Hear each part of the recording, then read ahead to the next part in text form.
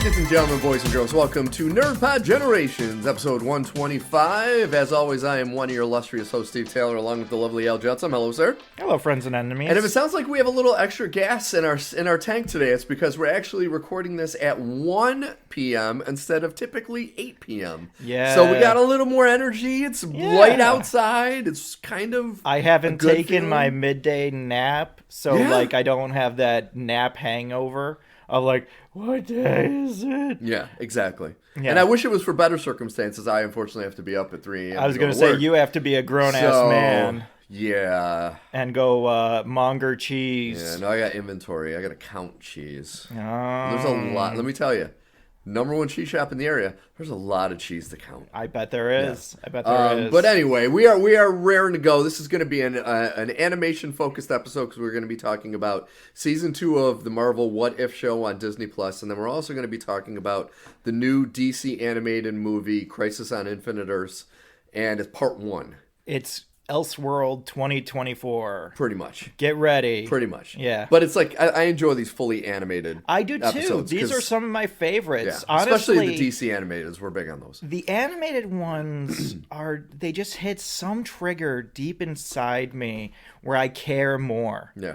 And my expectations are all at once higher and lower. I know I'm going to see some stuff that I'm not going to see in a more quote-unquote adult-focused, even live action. You know, there are things that you will see in Batman versus the Ninja Turtles that you won't see in the Michael Bay Ninja Turtles, not just because one has Batman and one doesn't, but because the tone and style of what they are willing to do and play with is so different in terms of, like, we can do this here and we won't be able to pull it off here. Yeah.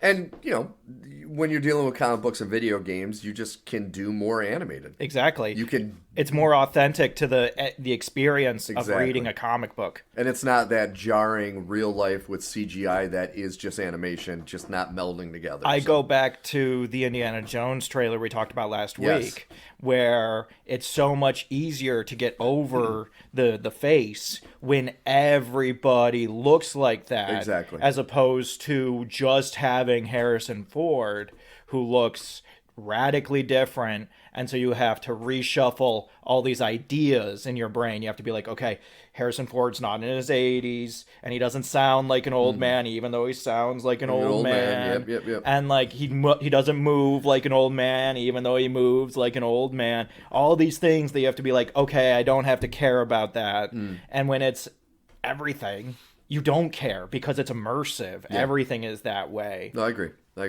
All right, so as always, folks, we are going to be starting this episode with what we've been watching, playing, reading. We are going to be talking about some trailers on your end. I do want to bring up, I did rewatch, we brought this up last episode, I did rewatch Ghostbusters Afterlife. This was the first time I've seen it since the first time I saw it. Okay. So originally I was in love with the movie because the first 2/3 of it, I think, are absolutely spectacular. Yeah. And then it kind of loses me a little in the third act because it gets more, you know, they're trying to remake the original. I was about to say, they have a couple, way too many beats. And then even the writing, which this time I kind of felt that a little bit too, the writing for Venkman was forcing his humor. Yeah. But I gotta say, in rewatching this, I love the first 2/3 even more than I loved before. Like, I'm watching it going, this is truly a fantastic idea. Yeah. A fantastic story. And a fantastic acting by everybody. Execution was amazing. Really, really good. But then now that I'm expecting the third act, I didn't mind it as much. Yeah. It played a little better. It played faster this time to me. I think the first time since I was really absorbing it, because it, you know, take away the 2016 Ghostbusters, this was the first true, honest Ghostbuster movie since 1989. So I was, you know, the first time I'm just absorbing it so quickly, where now I'm kind of like, okay, I know this is coming, and it went at a little bit of a quicker clip. The CGI now, like the Egon part, it actually played a little better. and it had a little more, especially when he's hugging his daughter, it had a little more of an emotional impact to me. Yeah. Then to me, I took this movie from like a B+ to a solid A. Yeah. Like, to me, I love it. I absolutely love it. I think I gave it an A- when I first saw it. I'm still really angry they named a character podcast. That whole thing is just a stupid road that we keep on having to go down. Yeah. And, it's fine. I don't mind that there's a character Because I like the character. I just didn't like his name. He was for a comic relief sidekick to the female lead. Yeah. I've seen much worse. See, the female lead, I think her name is Phoebe. Yes. I really like her. She is the reason to watch the movie. Yes. Because she has enough of Egon in her. Mm-hmm. And I can't remember the name of the actress. She plays it like Ramis would.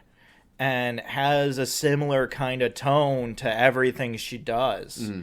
And I'm just like, man, she's really got it. And then you have the silly Finn Wolfhard stuff, which could be annoying, but I think comes off charming when he needs to get a job and he's trying to impress the girl. And it's, it's an alternate version of Mike from Stranger Things. McKenna Grace. Yeah. No, I really liked it. I just didn't like some of the choices they made along the way. I do think that referencing what we just talked about, having Egon be spectral, I think makes the CGI more forgivable. Yes. Because you're like, oh, he's a ghost. Yeah. So he's not going to look exactly human, and we wouldn't want him to. And since we did pull off they did pull off which we did discuss how they had an actor, a known actor, and they just CGI'd the face. They really did a great job with the CGI on the face. Yeah. Like, it really looked like Harold Ramis. Yeah. Like, I was shocked. Once again, it's been a while since I've seen it, so I was actually really shocked. But I do appreciate even more how they did the opening then. Mm-hmm. How he was completely in shadow. And they didn't have to do like a de-aging or anything like that. Yeah, that was really good. That was so smart. And it set a nice tone for the entire movie. Yes. And, like, you just love the idea of Egon living in a haunted house, investigating Ivor Shander and all this other nonsense. And it's just like, this feels right. This feels like the story we should be telling. Yeah. I just wish that we hadn't fully recreated the end of the first Ghostbusters. That is a part that I know we criticized it the first time, and I truly believe that they could have cut this completely without there ever being the J.K. Simmons as Ivor Shander. That makes it has no part. It's over. Like, you see him in the casket, and then when he comes to life, she rips him in half right away. Spoilers. So you're like, it really played no part in the movie, and it was just weird. Like, what the fuck is J.K. Simmons doing here? Those surprise cameos are so... It just depends on how you're doing it. Yeah. Because you could say the same thing about Vanisher in Deadpool 2.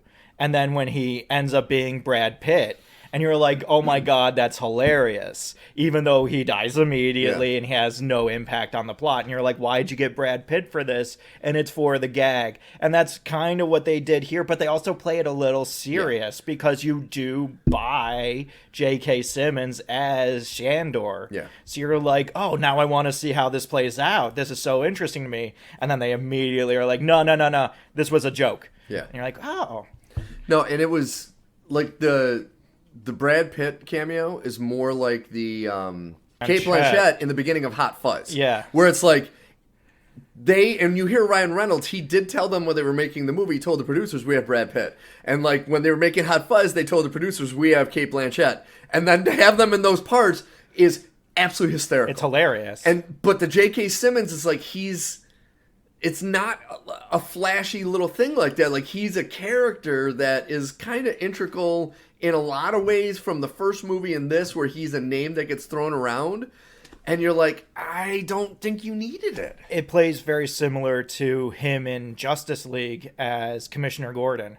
And you're just like, Gordon's in this? And we cast J.K. Simmons, That's and true. He's in it for 10 minutes. Yeah. Why is this a thing? He's in there for the Flash to say, oh, they left. That was rude. Yeah. And that's the whole reason he was in the stupid movie. Yeah, no, I do want to go back and watch it again because I do have fond memories of it. And I just like the mini puffs. I think that's The a mini really puffs are cute awesome. touch. But let me tell you, once again, those first 2 acts are so spectacular.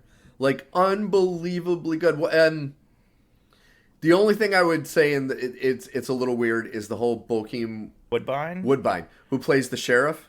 Oh, I forgot that he was even in it. It was a weird scene. Like, you didn't need a big name. You could have easily just gotten some.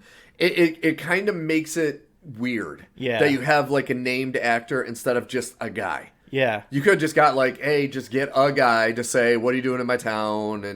And you know, it's the girlfriend of Finn Wolfhard, who is very awkward looking as a teenager. His girlfriend's dad, and it's like, but that whole interaction with the dad, it also had no part in the movie. Yeah. And they could have just had, like, her not be his daughter and just have it be a very, vanilla guy saying, yeah, don't do this, and blah, blah, blah. You know, it was weird. Yeah. But other than that, great movie. No, I agree. My big question coming into Ice Age or whatever the fuck the Frozen Empire. Frozen Empire. Is Rick Moranis in it? He's unretired.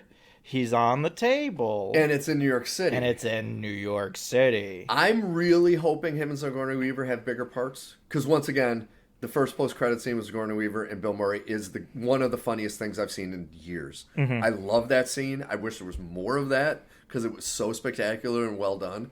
But yeah, I hope, because we know that the 3 surviving Ghostbusters are in this. Yeah. And I'm guessing it's not going to be an end-of-the-movie cameo like this. It seems like since it takes place in New York City and since Winston is bringing back the firehouse, buys back the firehouse and all, gets everything fixed up, they're going to play an integral part, maybe more as like mentors. I was going to say, I hope it's an 8-person team. Yeah. And so you get kind of that split up where it's like Ray and Podcast take the West Side. And well, that's going to be the interesting thing. I don't think you can have podcasts in this because the whole point after the movie, after Afterlife, is I'm assuming the family's going to move back to New York City. Yeah. Podcast lives there.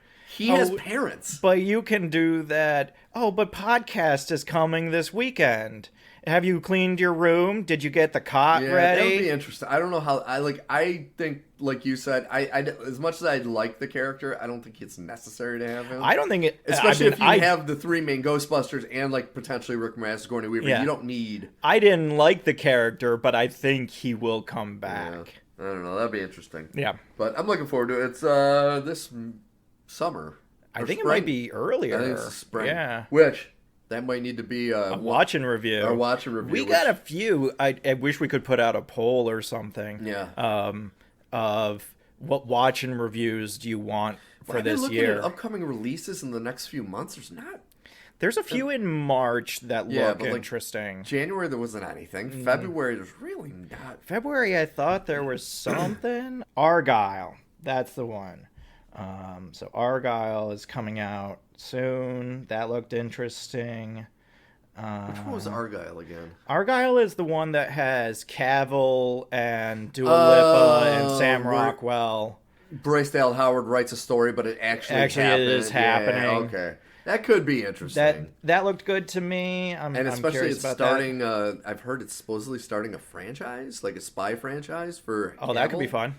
So yeah, Adam Webb comes out February 14th. We are not seeing that. That would be a Morbius watch and review. Yeah, no, that's gonna be painful. Yeah, that's gonna be terrible. I don't wanna. Dune comes out March 1st. Dune is definitely one in the theaters. Ghostbusters is March 22nd. Oh, okay. So we could have 2 in that month. 2 in March. Yeah. Godzilla X Kong: The New Empire is the week after. So if you want to do 2 weeks of watch and review, we should do what we did with. Oh, when the Marvels came out, we reviewed Barbie. When Godzilla v Kong comes out, we should review Godzilla X. Oh, I actually like this idea. Yeah. I like this idea. That's a really we'll review a great one instead of watching one shitty where they sprint. You don't want to watch one where Kong has the Infinity Gauntlet? No. I finally watched the final episode of Monarch, and of course, they have to pigeonhole in King Kong spoilers for the final episode at the very end. Mm-hmm. And you're like, I know this takes place in that universe, but you had to fucking put it in. See, this is the thing, is I don't know how Marvel was able to do it. It might just be that they were the first ones to do it. But everybody else is like, oh, the connective universe. And it always distracts from the actual piece itself. Yeah. And it's like every movie is Age of Ultron, where there is no inherent story. It's like what every movie did after Avatar, where they put 3D and everything. And it's like, exactly. You didn't need to do that. Yeah. And so just like, it's just, again, the same thing that the DCEU had, the same thing that Marvel has struggled with. You have to make the movie itself good. Yes. And then you can put in the connective pieces. But if you do it ass backwards, it's all going to be dumb. Because it's, instead of serving a good plot, it's serving next movie. I don't care about next movie. I'm watching this movie. We should coin that the Tom Cruise mummy paradox. Yes, the Dark Universe. Dark Universe paradox, because that's exactly what happened in that fucking movie. Yeah, and it had potential in some spots, and then it went right in the toilet. They were like, look at how connected our universe is. And it's like, but your movie sucks. Why would I care? Why would I come back and watch another one of these? You know what Iron Man was? Good. It was just a good movie, and then Nick Fury showed up at the end of it. But see, it was a good movie, and when he showed up at the end, that's what started the downfall, because that's when Marvel's like, wait a second, that worked? No, but I think that was the kernel of the idea that is good. Well, it's true. Just the execution of it as it grows. It's like having Iron Man 2 as a movie is a good idea. The way that they did Iron Man 2, less of a good idea. And it's what sucks about that is I still remember the beginning. I was like, if they have Whiplash just like he was at the race, great. Yeah. Why'd you got to give him a fucking Iron Man suit? It made no fucking sense. That was so dumb. It made no fucking sense. So fucking dumb. Not everybody needs an Iron Man suit. No. And in fact, one of the things I hate that Marvel does a lot is, you guys have this huge pantheon of characters. Yep. It's really interesting when you have two people with very different powers fight. Yeah. And instead, every fucking movie, the villain has the exact same powers as the hero. Yeah. And I'm like, this is fucking dumb. It really is dumb. You can do so many things, and you're actively choosing not to. Right down to Black Widow, where they had Taskmaster and said, yeah. Let's make her a former widow. She's exactly like. Let's just have Black Widow fighting other Black Widows. Yeah. And it's like, this is terrible. It's so dumb. You have to look at this and know that this is terrible. All right, let's move on to some trailers. Yes, let's hit some trailers. So which one do you want to begin with, Captain? I want to begin with, since we were counting down movies that we might be checking out later this year, we have Monkey Man, which is dropping in April. So Monkey Man is Dev Patel. Dev Patel's directing debut and stars, produced by Jordan Peele. Yeah. And it looks like kind of a John Wick in India. And I'm here for it. It looks really cool. But that's what concerns me. Because you thought the same, it gave off similar vibes to The Green Knight to me. Which I know is another Dev Patel movie. Because it has that feel for like the Bollywood that we really enjoy and foreign films. But then it has that little kernel of American movies in it. Definitely. Which it could either go the John Wick way, which is good, or it could go bad. Yeah. Like Taken 3. And it's like, what are you going to do? Like, are you going to have it start out and look, because the trailer did look great. Yeah. But then it's like, how are you going to make it stupid? Well, and like, I'm looking at it. This is Dev Patel's directorial debut. Yes. So we don't even have like this girth of information that we can look at and be like, oh yeah, it's probably going to be kind of like this or kind of like this. You can kind of guess by what he's been in productions of, but we don't know what his approach is going to be to the storytelling of this. But it just looks so cool, and what's the best way to describe it? It's just like it's fly as hell, man. Like it just looks cool. It's slick. It's very slick. Yes, I like that idea. Yeah, you know, we'll Yeah. see. We'll have to see. That's the problem with movies nowadays. It's you can see a great trailer, Oh, the yeah. movie turns out to be dog shit, and you're like, just gotta see. I think my anger at Sony truly began not just with Spider-Man 3 as a film, but with how good that trailer was. Yes. That trailer looked so good, and the entire time you were like, this is going to be everything I want. And then you go to it, and you're just sitting there waiting for the cool stuff to start. And then the cool stuff starts with dancing emo. And Peter. it never starts. And you're just sitting there like, but when are we going to get to the good part? Yeah. You never get there. Never get there. there. Is no good part. And trailers can be extremely deceptive. Well, if you remember last year, my most anticipated movie, because the trailer I thought was so good, was Thor: Love and Thunder. Yeah. And that movie was absolute crap. And that first trailer with the music and everything and the pacing, it looked amazing. Yeah. And then we watched the movie, and I unfortunately was we like, got what we got. oh, no, you missed. Yeah. You missed You again. missed real bad. You took a lot of shots, and you missed on a significant amount of them. They bricked the shit out of that one. Yeah, no, that was not great. All right, so next one we got to talk about is, oh God, why isn't my drawing a blank? Not Roadhouse. What's the other Avatar. one? Avatar.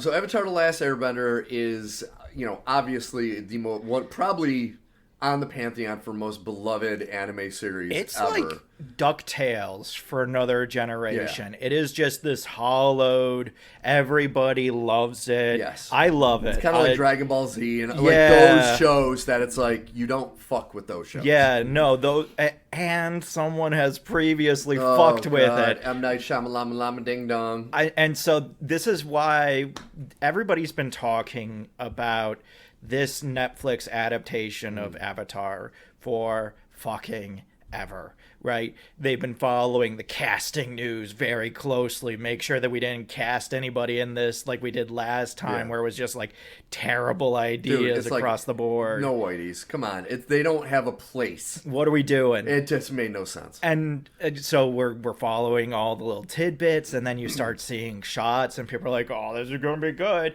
And I'm sitting here like, I knew some hardcore Avatar fans that saw the first trailer for the movie and said, "Oh," yeah, and it was really, really historically bad. Yes. And, not for nothing, a lot of the story beats that they have brought to the series and are including in the trailer are a lot of the same story beats as they did in the movie. Yes. Now, there is other stuff. We see a bunch of side characters and Jet. Yes. Character's name is Jet, and I think there's Jade as another character that was not in the movie, that's in the show, and, all these things that if you know Avatar, you're like,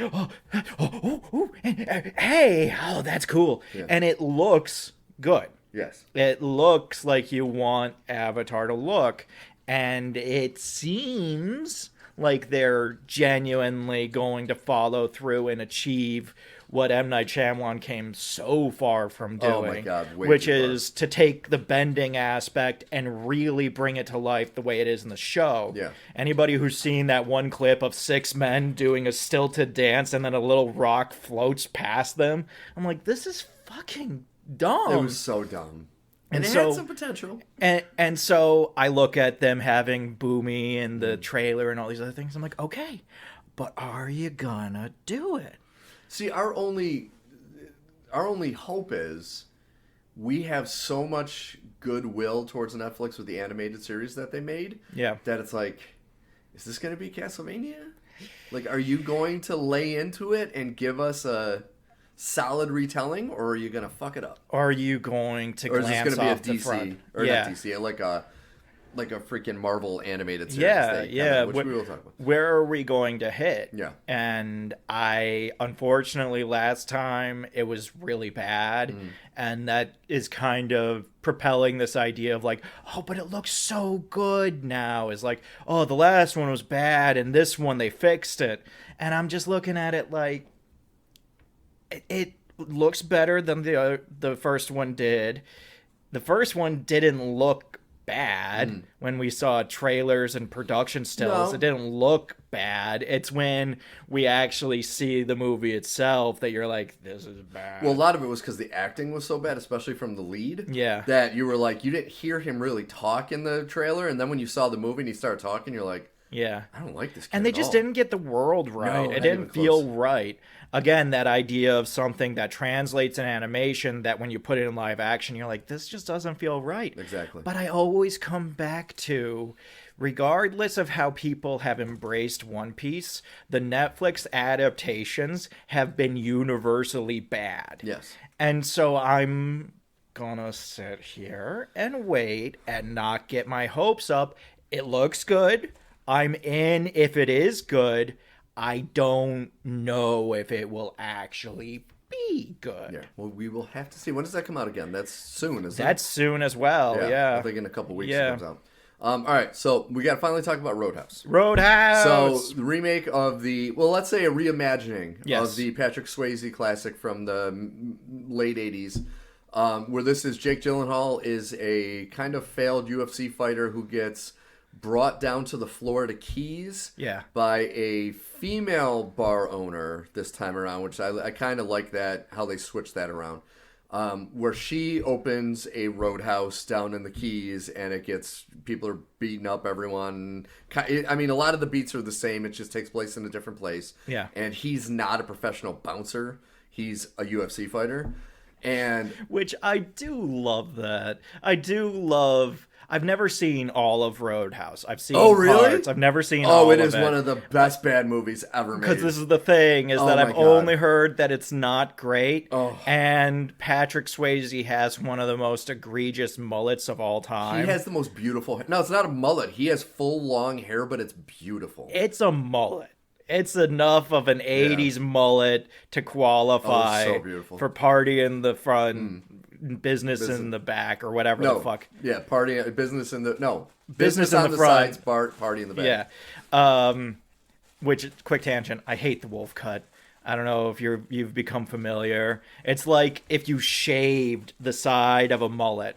Oh So yeah, no. it's Anything terrible. with a mullet, no. Yeah, no, it's terrible. No. Mullets will never be good. Anyway, I've never seen all of Roadhouse, but I have heard this idea of them having to go out and find the best bouncer in the country. Yeah. And it's just like, this is more elegant. Yeah. This is better. This is better. Well, and it's not something like I love Jake Gyllenhaal. He got absolutely yoked for this movie.